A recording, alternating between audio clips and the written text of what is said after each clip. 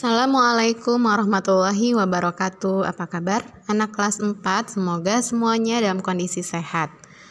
Hari ini kita akan melanjutkan pembelajaran kita di tema 3, subtema 1, pembelajaran 3. Adapun tujuan dari pembelajaran ini yaitu Ananda mampu menganalisa bagian tumbuhan yang berfungsi untuk menjaga kelestarian tumbuhan.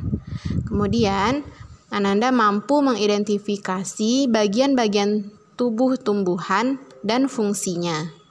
Dan yang terakhir, Ananda mampu menguraikan cara menjaga kelestarian lingkungan.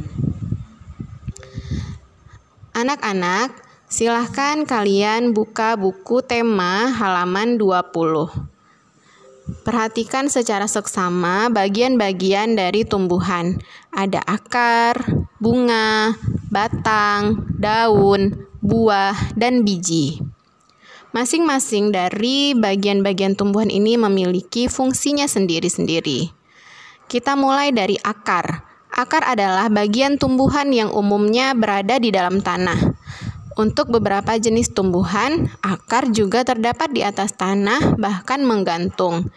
Akar berfungsi antara lain sebagai bagian yang mengokohkan tumbuhan. Jika tumbuhan tidak memiliki akar, tumbuhan akan mudah dicabut, mudah roboh ketika diterpa angin atau hanyut terbawa air ketika turun hujan. Zat-zat mineral dan air yang dibutuhkan untuk membuat makanan diserap oleh akar dari dalam tanah. Namun, pada beberapa tumbuhan tertentu, akar tidak hanya berfungsi menyerap air dan mineral, tetapi juga berfungsi sebagai penyimpanan cadangan makanan, misalnya pada beberapa tumbuhan umbi-umbian. Bunga. Bunga merupakan bagian tumbuhan yang berfungsi sebagai alat perkembangbiakan tumbuhan biji. Batang. Bagian tumbuhan yang berada di atas tanah adalah batang yang berfungsi sebagai tempat munculnya daun, bunga, dan buah. Batang juga berfungsi mengedarkan mineral dan air yang diserap akar, serta zat makanan hasil fotosintesis ke seluruh bagian tubuh tumbuhan. Biji. Biji merupakan hasil dari pembuahan yang terjadi akibat penyerbukan antara serbuk sari dan sel telur pada putik. Jika biji ditanam akan tumbuh menjadi tumbuhan baru. Biji memiliki keping. Biji ada yang berkeping 1 dan ada yang berkeping 2. Biji berkeping 1 disebut monokotil dan biji berkeping 2 disebut dikotil. Daun. Bagian tumbuhan yang berfungsi sebagai tempat berlangsungnya fotosintesis adalah daun. Daun banyak mengandung zat warna hijau yang disebut klorofil. Daun terdiri atas tangkai daun dan helai daun. Buah. Buah merupakan bagian tumbuhan yang berfungsi melindungi biji serta cadangan makanan buat biji berkecambah. Contohnya, buah mangga dan buah apel. Buah terdiri atas daging buah dan biji. Bagian yang kita makan biasanya adalah bagian daging buahnya.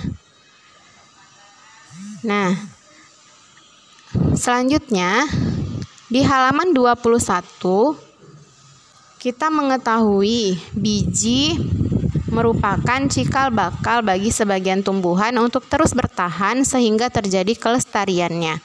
Artinya, dari biji itu akan tumbuh calon tumbuhan yang baru.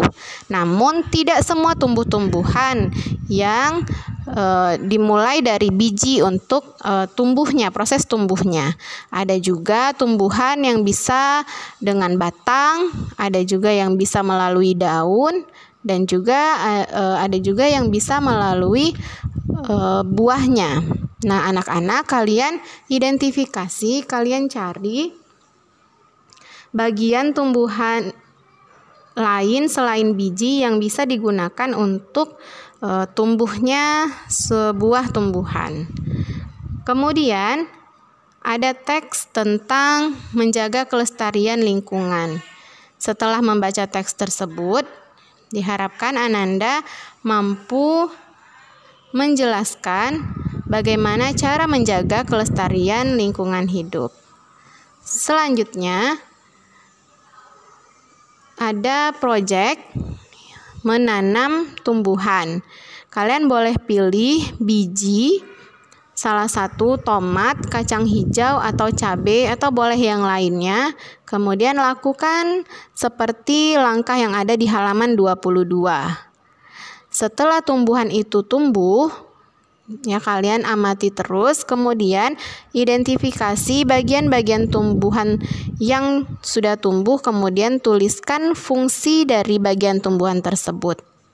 Silahkan dikerjakan. Assalamualaikum warahmatullahi wabarakatuh.